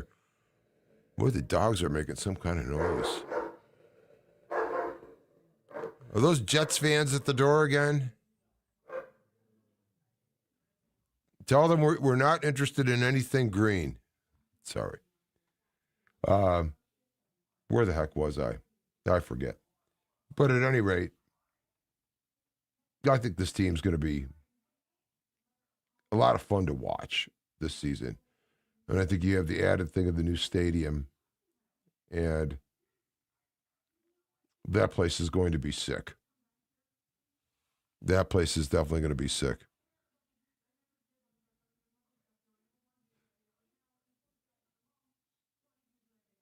All right. Cool, man. DJ, hit that like button and subscribe. Thank you very much. When are you on? Can we call in? Diggs will be in jail. No, I don't have the call-in thing set up yet.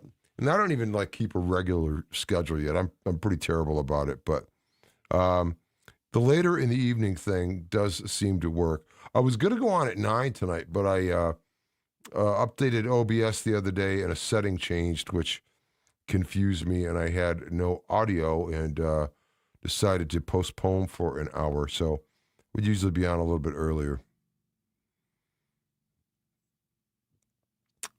How expensive is the ticket next year at the new stadium going to be? It looks beautiful. It's going to be, I believe, pretty fucking expensive. There'll be pricey tickets, both because of the Bills and because of the new building, but it's going to be an experience in there. Germany, awesome. We're in Germany. I love Germany. I've been in country a number of times, especially in the south. Drank a great deal of Weiss beer one night.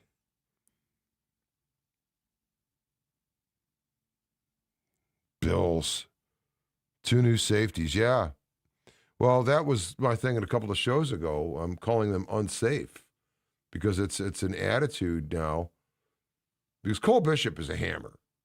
That this has become obvious. We didn't know it at first because it's so difficult to learn McDermott's defense that it takes guys a while to get on the field. And if they don't get on the field early, they don't start building that sort of confidence. So I don't think that's the right way to bring up a player. And this shit of McDermott have this complex offense that, you know, it's a matter of going through calculus training to try to learn it. No. And McDermott, Leonard doesn't have that. Leonard will be fielding a defense that gives players the opportunity to react by not making the choice list so long, thereby letting them be far more aggressive. And with the attitude of these two safeties, Gardner Johnson and Cole Bishop, that's a mean pair. Bishop is he's a headhunter, we know. And C.J. Gardner Johnson is he's a prick. He's feisty. He gets guys angry. I mean, it's the kind of guy you want on your team, and it's all about the hostility. It's all about the hostility. This is an attitude.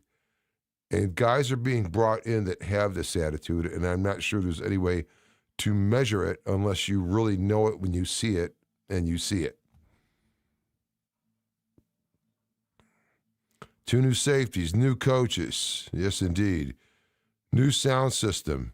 Yes, indeed. Yes, indeed. 96 tons of speakers in 32 different emplacements underneath that canopy. Of course, with all of them timed, so you'll hear music at the same time. You won't hear this echo, echo, echo. Holding.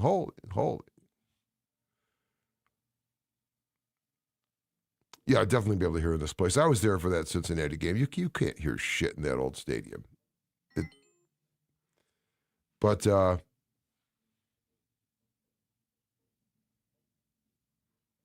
what kind of dogs do we have? 2 purebred German Shepherds. Nice. They're all rescues. The big one that was in here before is like Greyhound and Dobe. Then we've got another one that looks like a slimmed down version of a rat. Some people say it looks like a blue heeler. And then we have a King Charles Spaniel, fluffy thing, but he's like, I mean, if King Charles Spaniels played football, this dude would be a line. He'd be a guard. He's built like an NFL guard. He's big. Love the dogs. Love the cats. Go Bills. Can't wait to see the defense work. Been a while since I last caught a live. Do you think we could get Garrett from the Browns? Not for what it would cost, Paul. Good to see you, man. No, I don't think so. And I don't. You've got Chubb. That was your toss. And now you're putting Greg Rousseau out there. And Greg Rousseau, guys, played much more. He still played in an even front, lineman, a 4-down lineman situation at Miami. But he was doing a lot of stunning, a lot of attacking. And I think more of that carries over to what he will be as a stand-up outside linebacker or an edge, of course, because he's got that length. That's the thing about our pass rush and its effectiveness that and I said this earlier in the show, some of you might not have been here, it bears repeating, but in McDermott's 4-2-5 that we ran for a long time, we've got 4 down linemen, and you are hoping to be able to get a pass rush, organic pass rush they call it, with 4 down linemen. It's 2 defensive tackles that are like 3 techs, or maybe you've got a 1 tech that, it's playing a shade of the center or something, and then 2 defensive ends. And those 4 are essentially facing 5 offensive linemen. Sometimes 6 if there's a tight end in there where there's a couple of double teams going on. But they could have a double team and otherwise a hat on a hat. And guys like Greg Rousseau would be going up against the tackle close in. He was always just playing shade of the tackle. You never saw Rousseau way out wide 9. And Rousseau, frankly, is not that sort of, 6'4", 265, really fast, bendy, flexible edge rusher. He's more of a power guy, but he can cover so much ground because he's so big. But see, he's never had the opportunity to play like that because what we've been talking about is having 4 going against 5, essentially, right? With 4-man front that McDermott was running.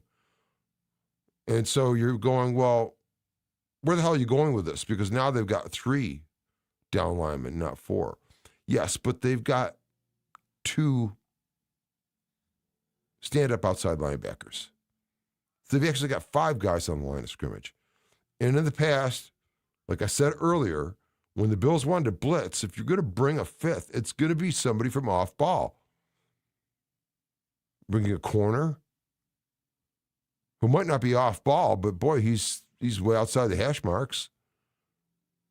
Or you're bringing, a linebacker or a safety who might be even further off, unless you're cheating him up close. But if he's not normally playing from that position, you're going to suspect that, unless you're just trying to do one of those timing blitzes from the backfield, or defensive backfield. But, I mean, that's the only way you're getting 5, and it's obvious when you're getting 5.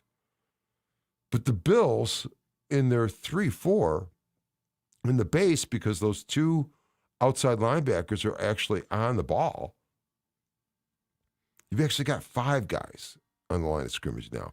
Your 5th doesn't have to be coming from a couple yards off ball, or from a corner position, or from a box safety spot. That makes a hell of a difference. Timing and the pressure. And even presenting the threat of it when you're set up like that. Because you'll have disguised coverages where those guys will, drop, and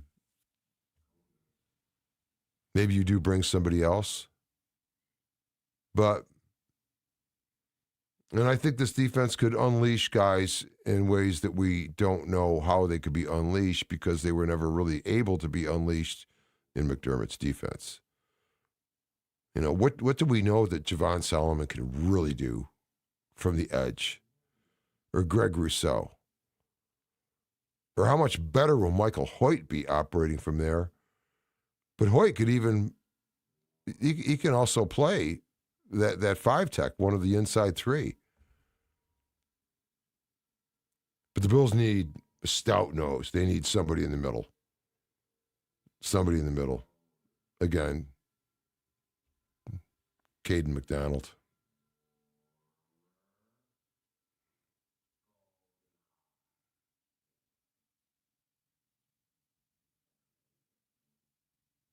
Checking out I'll get back to all these great texts. Goalie seat and visitor sideline. First row is around $260 per game for a season ticket holder, plus $5,000 for a PSL.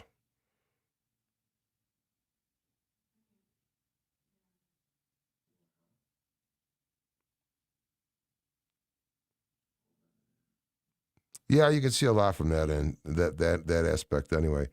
Said it before, McDermott would never sign some of the guys we just signed. Things might be looking up. Yes, indeed, Paul. That's exactly right. I mean, C.J. Gardner-Johnson, never. Well, look when the Bills signed Mike Edwards from Kansas City. That should have worked, and it never worked with McDermott. You remember that?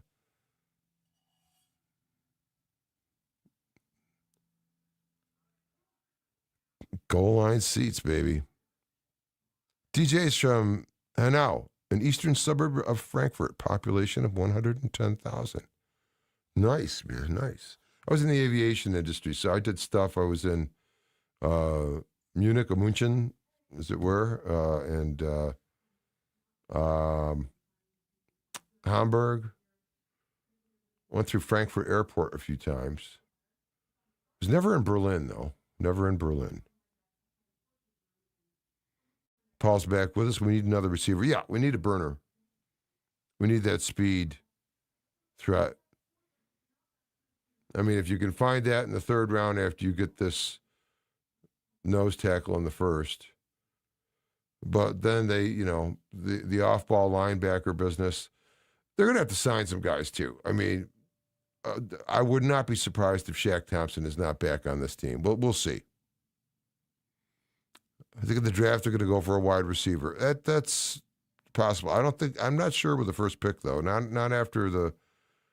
I think they will with the 3rd. You almost need to get wide receivers sort of as a cost control thing anymore, because it's like a quarterback. You have to get one on a rookie contract, because if you're trading for him, you're paying. But on the other hand, would you rather have DJ Moore or that second round pick right now? DJ Moore is established and proven. This is going to be a great thing. Him and Josh Allen. How do you think Ebb will look in this new defensive system? Oh, great. I mean, he's going to be playing. He'll probably be playing wider than he has at times in the other defense because he was always inside.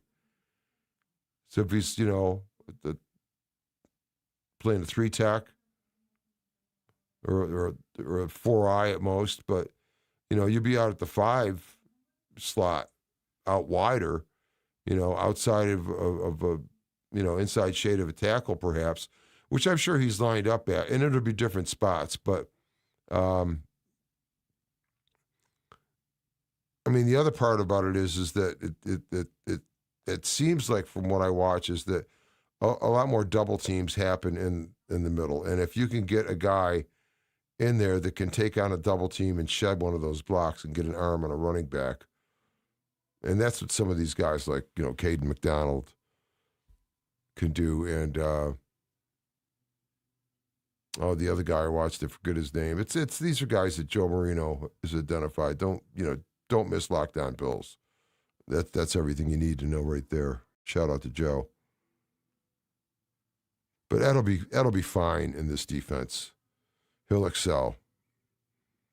King Charles Spaniel thinks he's a German Shepherd. Yeah, well, this one does too. This one is can be a very nasty dog, very protective of stuff. No, nobody messes with him. That's very cool, DJ.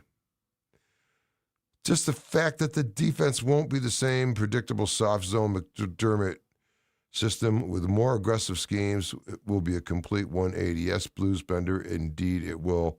And good to see you in the house. This defense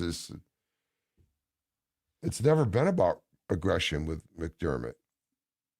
It was really good at what it did, but it was really good at what it did back when it had 2 safeties that were like, had written their doctoral thesis on the defense. They knew this. Hyde and Poyer. They were the core of it because nobody could get behind them. And teams would make mistakes, and the Bills would do well. And that was great. But it's like you couldn't teach it to anybody else or fast enough because you could never really replace Hyde and Poyer. And when the safety play fell off in this defense, it exposed so much more. The Bills had, in that scheme, had never been great against the run, but it got worse when you lost Poyer. The match schemes he was running in the back of that defense were difficult. And as long as you had Hyde and Poyer, it was great. But boy, once they were gone, then it's tough to run that. And it felt like a protective defense. It didn't feel aggressive. It felt like it was protecting the goal line, which of course a defense is. But, you get what I'm saying. It's like they were cautious, not aggressive, not attacking. This defense will not be trying to react to what you're doing. They are going to do something which is so violent, it's bound to disrupt whatever the offense is doing. That's the philosophy here. And if you get that cranked up with Josh Allen and this offense on the other side, good Lord.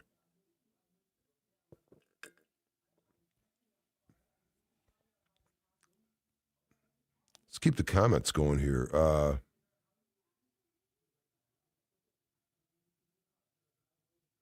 What's our next one here? There we go. What can we do to neutralize the Pats? I think they're going to sign A.J. Brown.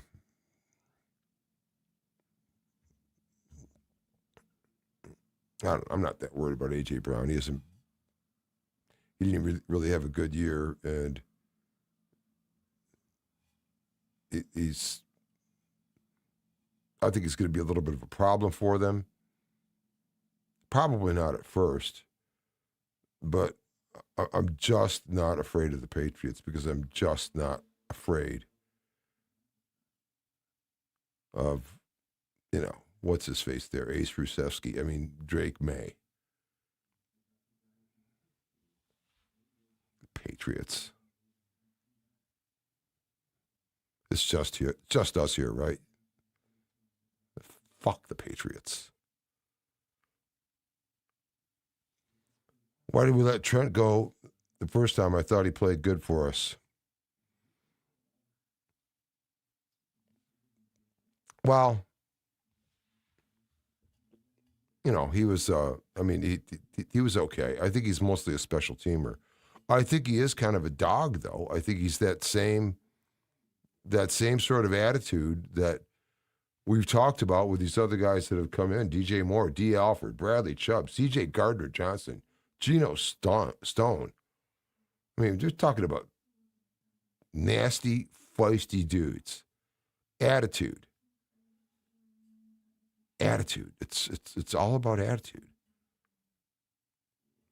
You never really saw it in the Bills' sideline. McDermott kept it quiet. He should have thrown more chairs. Glad I caught you. It's 4:45 in the morning here in Germany. I'm getting ready for work. Born and raised in Western New York and retired for the Army. Married a nice German girl and moved back here. Oh, good man. You know how great things here are anymore. We've got, I don't go there. I don't do that kind of podcast. But that's great, DJ. Thank you so much. I appreciate you being here for the show. And indeed, it's 5 hours ahead now because we're on our daylight. We're on standard time now, I guess, not daylight savings. That's daylight savings in the winter. But yeah, that's very cool. Well, thanks for being on the show. Enjoyed talking. And subscribe. I know you did. You'll get more of this. But thanks so much. If we go to the Super Bowl, do you think McDermott gets another head coaching job? What do you mean? If we go to the Super Bowl this season, does he get one next season?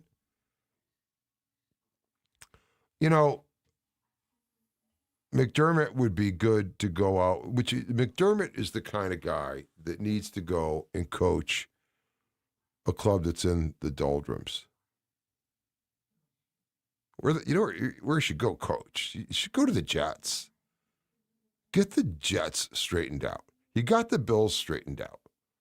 He's good at that. He really is. In fact, my contention is that, Sean McDermott comes in to Buffalo as a relatively unknown head coach candidate. Gets the job. Comes in. Is trying to do everything right. Do everything exact, Trying to not leave any stone unturned. Making sure you got every last detail covered. And he goes and does that going into this first season. And, there's even mistakes where, he starts Peterman over Tyrod Taylor, who gets intercepted 5 times in the first half at San Diego. Wasn't all the kid's fault either. But, horror. It's, what are you doing, McDermott? This is your first season. Trying to lose your job? So he tightens it down, invents the process, and lo and behold, ends up making the playoffs and taking the Bills out of the drought the very first season he's the coach. Amazing, right? So McDermott, in my estimation at this point, is like, well, I went through a lot of stuff and a lot of things to have my hands on the details and understand this team and know this job and not leaving any stone unturned. Well, that's the process now. I've got to do that. I know it's really exacting. It's really hard, but it gets results. See, I just made the playoffs. And then, of course, they draft Josh Allen. They go 6-10 the first season, but, then the process starts. And it's like, I think the process, which I'm calling it, which is McDermott's way of having to go through and create this almost monster of a self-imposed procedure of how he coaches this football team, where he's micromanaging, stepping on everything, making sure everybody's details are in order other than just his own details. It became a weight on everybody. And it won for a long time. And some might say, well, they were good because Sean McDermott was such a good coach. I think they were good despite him. What could they have been? Well, now we're going to get an answer to that question. What could the Bills have been without the weight of Sean McDermott and this tight-ass, micromanaging, overbearing, unfun process of his? I mean, he tried to cut loose a couple of times, but it even looked phony when he was doing the Snow Angels with Josh in the end zone. It was like, you could tell it was just never right. And these coaches now, from Brady through every one of them, are just like, it's just so different. You never thought it could be so different, but it is that different, I think. And I didn't know we'd be seeing how different this early in the offseason. But just simply based on the choices the Bills have made to add to this roster, bringing in essentially a pack of dogs. Moore, Alford, Chubb, Gardner Johnson, Geno Stone. Dogs. You already got some dogs on your team. Cole Bishop is a dog. It's like a defense here. Greg Rousseau maybe. Javon Solomon might be. Michael Hoyt is.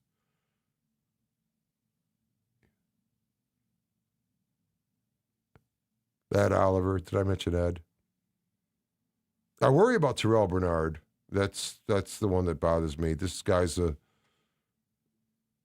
he's small for that stand-up linebacker position. Maybe he can handle it without being injured, but he does get hurt a lot. And guys that are small that hurl themselves like, objects in low Earth orbit and hitting guys, they hurt themselves doing that. They're quite effective, but they're effective until you're not on the field. So I worry about that because I think the Bills are in decent shape at safety. You rounded it out with you've got Hamlin, Geno Stone, C.J. Gardner-Johnson, and Cole Bishop. At corner, you're in pretty good shape. Christian Benford, Max Hairston.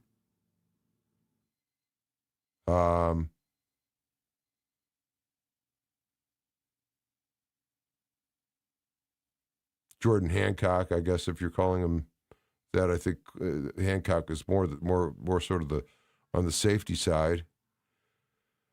So, there's a bit of a hole corner. Certainly the inside off-ball linebackers. The outside guy, the edge guys, you got some people in place there. Hoyt, Rousseau, Bradley Chubb. Interior defensive line, and then maybe they already brought the guard in on the left side for the offense. But there's holes, but they're not that many holes. And as far as the draft goes, I'd love to see him, though, be able to give that pick to whoever wants Ty Simpson, if hopefully Ty Simpson is still available in the draft. That's the quarterback from Alabama, who will probably be the second quarterback taken. And if he's still there, the Bills would be a good spot at 26 for somebody like Arizona to move up to. And the Bills would get their 34 and a couple more picks. But again, if you can get one of those big nose tackles, like McDonald, if he's there at 26, rejoice. They need a big, nasty dancing bear in the middle. And Deion Walker is not that. Deion Walker is not a nose tackle. Deion Walker is something different. But he belongs outside And we'll see, though. I mean, I don't know if they have him listed as nose even right now. I've seen some people mention that. Past won't part with the draft capital at AJ with a man. A first plus at least a 2-day pick. A day 2 pick, rather. Possibly. Yes, Blues Bender. You're talking about the Diggs dropping that pass down the middle of the field, over the shoulder, right in his hands. Drake, meh. That's good. I like that. D. Alford has made a name off of JA17. Yeah, D. Yeah, he's. I go watch his tape though. The guy's just like, they're like, it's like a pack mentality, and this sort of whole idea of more positionless players, like say in a defensive back end, for example, where guys can do different things, but it's almost like when they're more alike, they act more like a swarm or whatever. And I think this is the type of thing that Leonard is trying to develop here. Back to reality for the Patriots. Buffalo will dominate the division. Thank you, Donald. Indeed. Blues Bender, I think the Patriots will be psychologically beaten from the Super Bowl like KC was this year. Well, you know, when you get beat up and have your lunch money taken from you and then, you know, a couple of other terrible things, you seem to not do well the next season. KC got boat raced in the Super Bowl against Philadelphia, and I said that team that left marks that we weren't going to see until this past season, and we did see them. And I'm saying the same thing about the Patriots, that left marks. It left marks on Drake May too. Drake Meh. I like that. I gotta use that. I gotta use that. My Travis Kelce Swift one was getting old. Drake Meh. Yeah. Hey, thank you, Chuck, for hanging out. Chuck Zepp 137 in the house. How do you feel about Tyreek Hill? You know what? I've thought about that this week. I'm glad you brought this up. He's probably cheap with the injury. We'll see how he's recovered and when he could be available. But Tyreek is just a burner. You know he's going to have the speed. And he's got the football IQ and the experience to be crafty with that. If you could get him for the right number, I'm glad you mentioned that. That should have been on my list because I definitely think that that would be really, really interesting from that standpoint of having that burner receiver. And I don't care what you say. If you compare that burner receiver to a third or fourth round guy who's fast and unknown, how much more effect is Tyreek Hill going to really have? He's going to. He's going to be a respected threat. So I really like that. Thank you.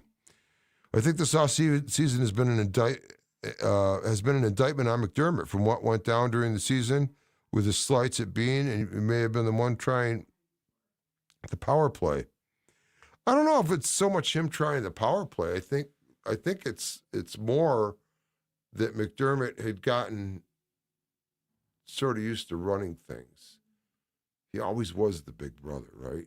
I mean, he's the one that brought Bean in after. And,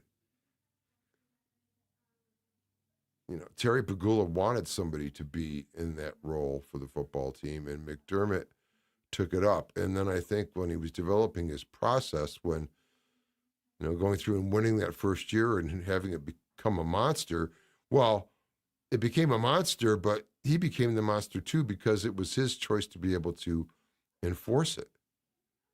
And we don't know where this leads. Is he the one that getting guys hurt in practice?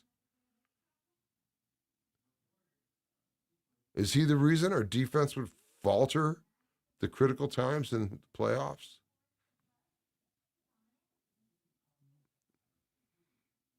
You know, we're gonna find out to an extent, because this will be different. This will be different. Frewsburg, New York. Now, where's Frewsburg? I haven't heard of that. Is that western end of the state, or I don't know if people call it downstate when you're heading down towards like the New York and Pennsylvania area. I've always considered upstate to be the part that's like, you know, sticking up. Here's New York, here's Lake Ontario. This is upstate up here. Sherfield did too. I don't know what you were referring to, but no, Sherfield's a dog also.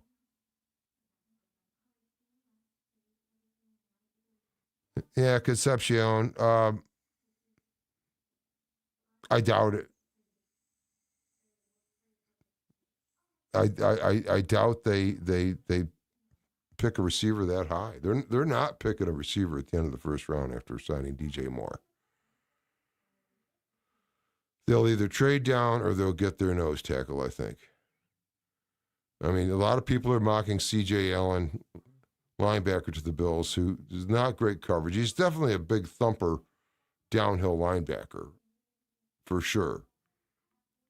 But at 26, if Caden McDonald's available, no, I don't think so. Anyway, well, boys, it's after midnight, so we've been going at it for a while here. Thanks so much for hanging out with me, especially when I did this on short notice and then delayed it by an hour because of equipment foibles. Well, it wasn't foibles. It was a software update, again, in OBS that I had done, and it changed a setting that was preventing audio from making it to StreamYard. But indeed, we got that fixed, and we're back at it. Again, now my next vid is going to be on the stadium. Not only just the stadium, but the noise in particular, and how that's going to be so different in this building, and why it will be the loudest stadium in the world, without a doubt. And people say with 65,000, it's not so much about the number of people, guys, it's where they are. And the median voice distance from the field at the stadium is quite low. And then when you've got 350,000 square feet of shiny metal aimed at the field to reflect those loud, screaming voices, and those people themselves hear those reflections, it's going to take the place over the top. But anyway, yeah, so we're going to get out of here. It's been a couple of hours. Thanks so much for watching.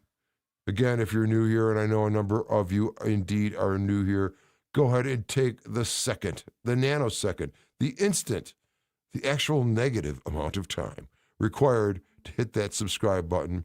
And of course, like the video, leave a comment, which empowers this channel. And certainly leave a comment, because we like hearing those, and it's a lot of fun responding to yours tonight. Really makes for a great show because you guys get involved. Thanks so much. And we'll sign off now. And of course, as usual, and as always, be good, do good, God bless, and go Bills. I am the Ralph, and this is the Ralph Rant. Out.